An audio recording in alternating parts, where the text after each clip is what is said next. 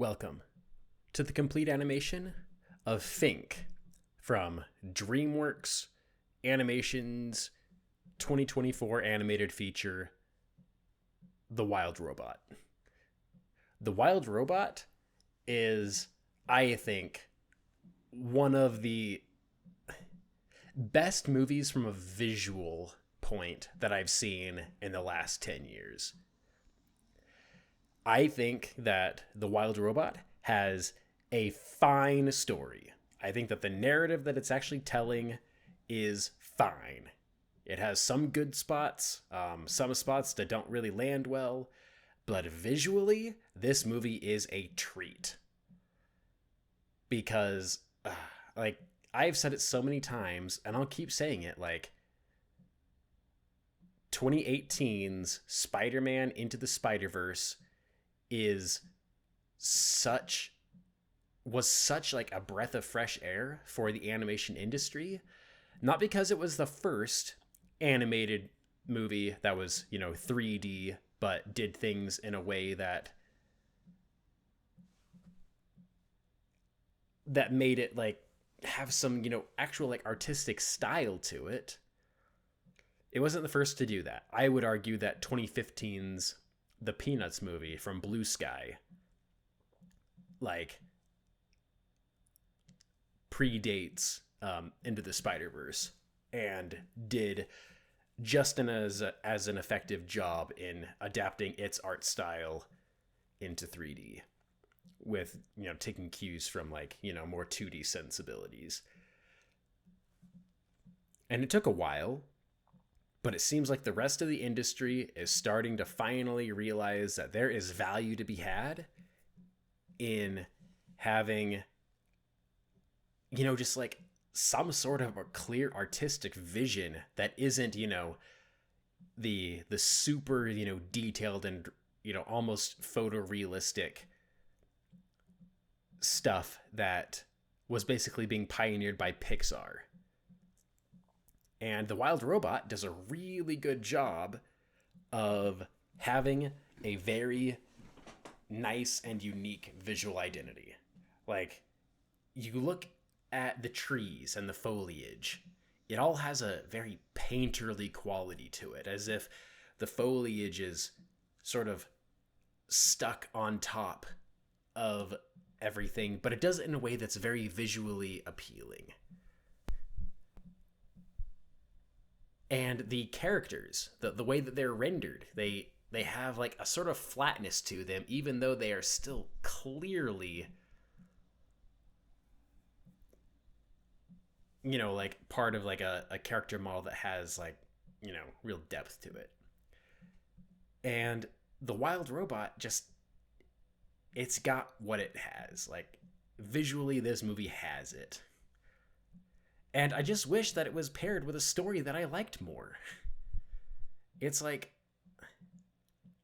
the main story of The Wild Robot is about the robot raising the gosling who she accidentally, killed its family, smashed all its brother and sister eggs and its mother.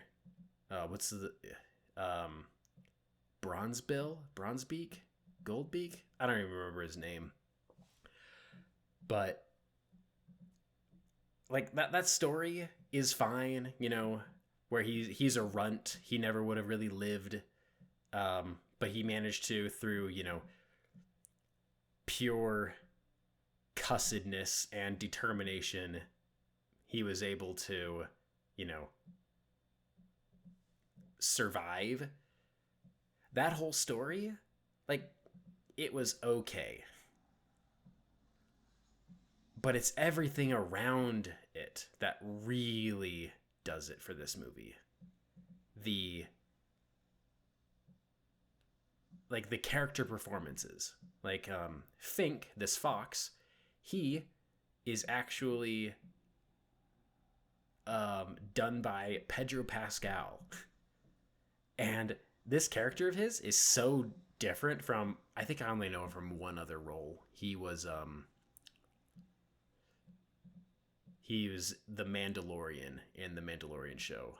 Man, I think he has a real name, but I never remember what it is. He's just the Mandalorian, or Mando, as some people call him. But yeah, so Fink is done by Pedro Pascal, and I think that he did a really good job.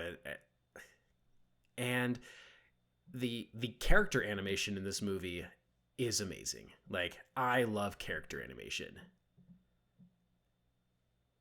In the entire world of animation, there is nothing I appreciate more than characters who move well. Characters who have personality, who have a different character model. So they're not regular humans, they're animals oftentimes. And the animators like make that character model do things that you wouldn't even know to ask them to do. And the Wild Robot really does a good job of all of that. And this character Fink, I think he is my favorite, one of my favorite foxes in all of animation. And he has a lot of screen time. Like, this video is almost a half hour long. Fink has a ton of screen time, and basically every time he's on screen, he's being animated really well. It's like, some people say that 3D animation is cheaper than 2D animation, and I really don't buy it. Like, take a look at Klaus. Klaus came out in 2019, basically one of the best Christmas movies ever, and you look at Wikipedia, who knows how valid the number is, but Wikipedia says that Klaus took $40 million to make. $40 million for a movie that looks as good and unique as Klaus. One of the best movies ever. And then you look at The Wild Robot, and it's like, oh, this has a much, much, much bigger budget than that. I want to say at least $100 million. And yeah, I've never really understood the arguments that people say that 3D animation is cheaper than 2D. Like, I guess it could be. It depends on the scope of the project. But when it comes to The Wild Robot, I'm really glad that the effort that they put into it yielded results as good as this. Because holy cow, this movie just looks so good. It also has Mark Hamill in it, of all people. There's a big bear character, and Mark Hamill plays the bear. And it's like, Mark Hamill, his biggest, most famous role is that he was Luke Skywalker in the Star Wars movies. But it turns out that he ended up having a huge career as a voice actor. And his most famous voice acting role is definitely the Joker in the animated Batman series. But he also has a whole bunch of roles in shows where it's just like, why Mark Hamill? You didn't, do anything. Yeah, Mark Hamill is there, but, you just needed a voice actor, and then there is Mark Hamill. And is he paid like that? Is he paid for, just a regular voice acting gig where it's not Mark Hamill, it's just, Mark Hamill. I have no idea. I'm pretty sure that Pedro Pascal, him being Fink, this major character in the movie, I'm pretty sure that he was paid, for his name. Because there's always, in modern Hollywood, modern animated features, they don't look for voice actors so much as they look for actors. They look for big names that they can sell. You ever wonder why Chris Pratt is Mario? It's because they knew that Chris Pratt's name would sell, not because that they thought he'd be the best Mario. Although, in all fairness, he did a fine job in the Mario movie. Who knows what he'll be like in the Mario Galaxy movie? let's see, I'm recording this in November of 2025. I have no idea when I will be actually uploading it. The way I do my uploads on YouTube is I try to front load my work. I try to make as many videos as I can and then just schedule them ahead of time so that I'll have a video coming out every Monday. And right now I have videos coming out into 2027. And so who knows? My guess is I'll probably feel good enough about this video that I will try to schedule it to come out even sooner than that. So you might even see it sometime later this year in 2025. I don't even remember where I was going with that. But yeah, The Wild Robot is, without a doubt, like one of the most beautiful and unique looking animated features to come out in the last 10 years. But I just wish that I liked it more. I can't remember who said it. I think it might have been someone like around Don Bluth or something.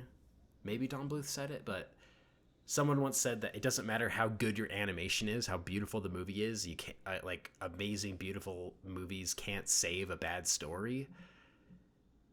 And I disagree. There are plenty of movies that I like.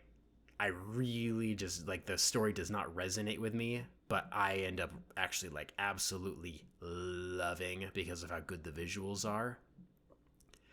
And The Wild Robot is basically one of those. This movie is gorgeous, so good. I just don't really like the story. And it's like The Wild Robot also managed to somehow be a little bit too vague and also a little too on the nose, if that makes any sense. And what I mean by that is, like, there are some movies that are completely on the nose about, you know, the apocalypse. Probably a human-caused apocalypse. The biggest example of that is WALL-E. WALL-E is so on the nose, it just doesn't even, like, yeah, there is zero subtlety with WALL-E. It's like, what are the major, messages in WALL-E? It's environmentalism and consumerism and yeah, like those are the big things that, well, those are the things that stick out with you the first time. The first time you watch WALL-E, it's all about the environmentalism and consumerism. It's like, we're going to consume ourselves to death and just have our entire planet buried under a mountain of trash of our own creation. And there is no subtlety in that. Of course, when you watch WALL-E again, when you watch WALL-E more and more, the things that you come back for aren't for the environmentalist story. When you watch WALL-E again, you're really watching it because of just how good of a movie it is, how good the story, the characters are. Like, even WALL-E have one of the best relationships in any Pixar movie. It's so good. But yeah, it's like the first time you watch it, it's like the environmentalist message that is slapped over your face is the thing that you come away with. But when you watch it again, you come back for the really good character story. And maybe I should give The Wild Robot another try. Maybe when I watch it again, I have the 4K disc. It's right down there. I got it. I could watch this again in my ideal viewing conditions. If I watched it again, maybe I would come away with it not feeling like the environmentalist issue even really matters as much. But I don't think so, because I have seen it twice. I saw it twice in theaters, and I think my opinion would still largely remain the same, that this is an absolutely gorgeous movie with some incredible character performances and, a unique art style, but it has a main story of a robot taking care of a little goose that just doesn't, like, that just isn't, the thing that I love. Yeah, what even is the environmental message here? It's like, basically, the wild robot is worst case scenario, global warming happens, and the Pacific coast, survives. It's always been pretty wild, and the wild parts are still, relatively untouched by humans. And the sea levels have risen to the point that the entire Golden Gate Bridge is submerged. And not only is the Golden Gate Bridge submerged, there are whales swimming around it. Like, basically, ever since the Avengers Infinity War, whales returning to an area has been, like, the go-to thing that Hollywood points to, showing that, the planet is healing. All you have to do to show that the planet is healing is show whales freely swimming around a place that is known for being, one of the most human-infested pieces of water in the world. All you have to do is just show whales returning there. And it's like, let's see, what other movies are there that sort of browbeat you over the head with some sort of societal message that end up, like, not being what you come back to the movie for? There's Rango. Rango is the whole thing about, wasting water on Las Vegas in the middle of the friggin' Mojave Desert. It's like, yeah, the first time you see it, you're like, oh, so that's all this thing. Lake Mead is completely dried up, but, Las Vegas is still, wasting water by watering its golf courses in the middle of the day. But when you watch Rango again, you're really there because Johnny Depp's performance as Rango is incredible. All the character designs are these, like, weirdly appealing yet also ugly sort of townsfolk. It has actually a good story of, the hero trying to be somebody and then ending up failing and finding catharsis and coming back and saving the day. Good stuff. And then there's Zootopia, where it's like, when you first watch you're browbeaten over the head with a predator versus prey thing, an us versus them, and what is like, with obvious, like, real world parallels to basically racism. Although, on further inspection, I think that predator versus prey is such a big divide that it goes beyond just mere, race things. But that's not what I watched Zootopia for. When I watch Zootopia again, it's because it is an absolutely beautiful movie with incredible world building. Like, I don't think I've still ever seen a movie that takes, like, the idea of animals building a city for themselves as seriously as Zootopia does. And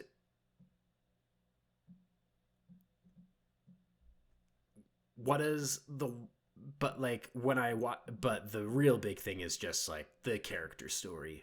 Judy and Nick end up being, like, the best unlikely friends ever. Such an amazing story. And I'm excited for the sequel. At the time of recording this, on November 16th, 2025, Zootopia 2 is not out yet, and I have successfully been media blackout. I have not seen a single trailer for the movie. And believe me, people try to show you. Like, you can't even go on Twitter without, like, someone you follow just being like, oh, check out all of these screenshots from the Zootopia trailer. And I'm like, come on. Can't you just wait to talk about the movie until after it's already out? It's like people want to have movies spoiled for them. Like, They want zero surprises when they go into the theater. Like, that's one of the weird things about me. I try to be media blackout on movies that I care about. It's like, is this a movie that I know I'm going to see? In that case, I don't want any trailers. I want to know as little about movies as possible because, you know what? I just turned 32. I don't want to sound like, you know, the curmudgeonly old man, but nice surprises are few and far between in life. Genuine, like, being delighted by something you didn't even see coming, like, it's rare now. So give me, like, whenever I ask people to please don't spoil something and that I'm in media blackout for it, just know that I would like to, you know, still be surprised and delighted by at least something in life right now. And I really like animated movies. And so, sorry if I'm part of your community that follows animated movies, but I also just don't want to participate in watching trailers and stuff.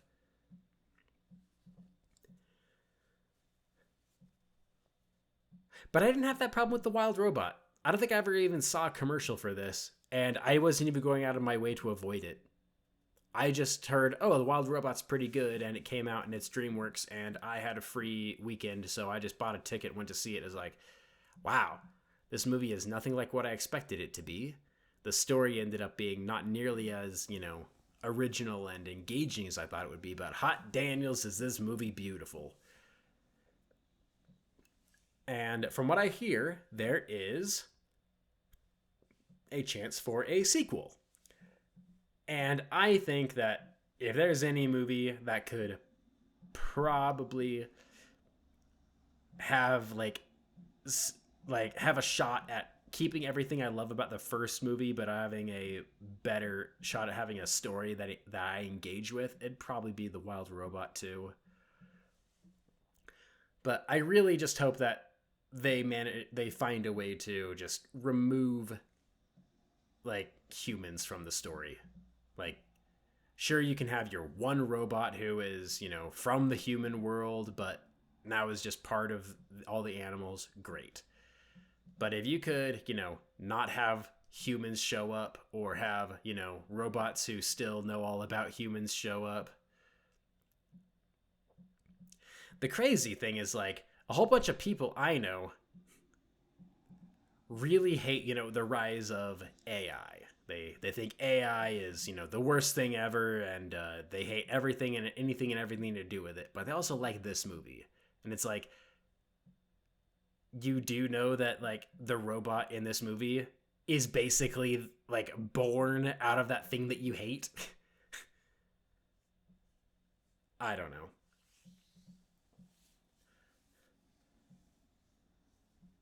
I really hate this part where they all howl. Oh my goodness. Do you know how hard it is for movies to do howling properly?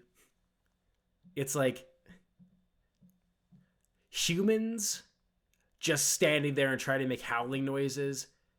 It basically never sounds good. It always ends up sounding corny. Humans just making howling sounds. And this movie, when they had all these animals get together and howl, it just didn't work. Like, howling is a wolf thing, and every time that you try to have not wolves howl, it ends up just sounding awful. Which is really impressive when you think about the movie Balto. Balto knew that howling done by not animals was, like, awful, and so they didn't howl very much, and when they did, they made sure that it didn't sound like a human just, you know, sticking their face in the air and going, woo! Yeah.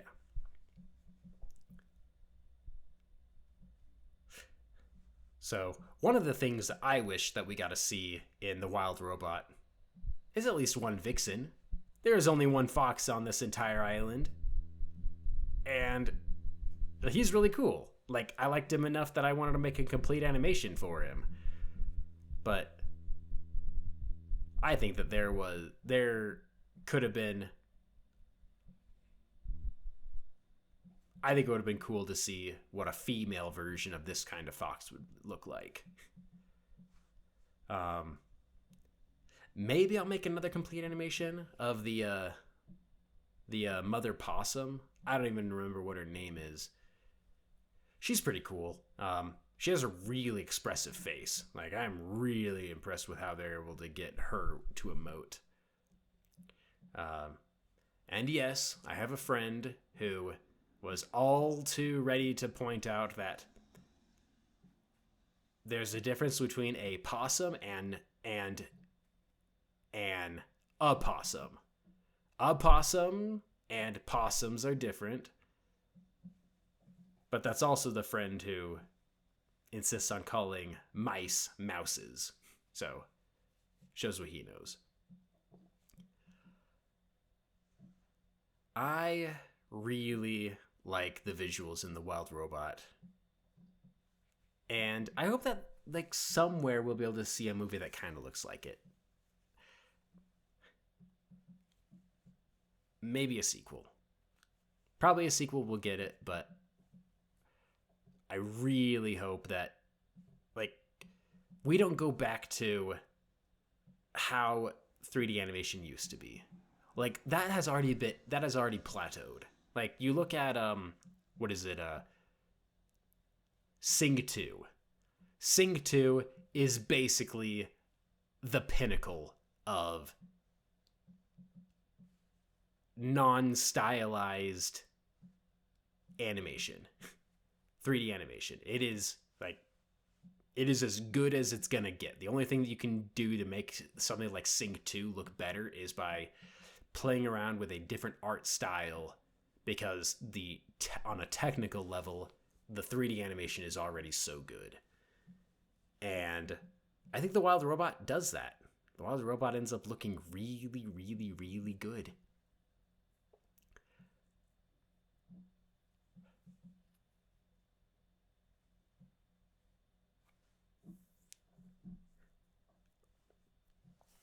But I've started to run out of things to say. The only reason I really make all this commentary is because YouTube has its own policies for what makes videos, like, monetizable. And even if you cut out enough of the footage so that Content ID doesn't strike it, you can still have a manual review go over your channel. And so I have to have commentary over all of my videos so that this is proper commentary, so it can be monetized and all that. So if you ever watch my videos and think, man, this guy just talks about stuff and it's like he wasn't even planning on it and his heart isn't even into the commentary he's making, just know that sometimes my heart really isn't into it. Sometimes it is, though. But oftentimes it lags after I've been doing it for a long time. Thanks for watching.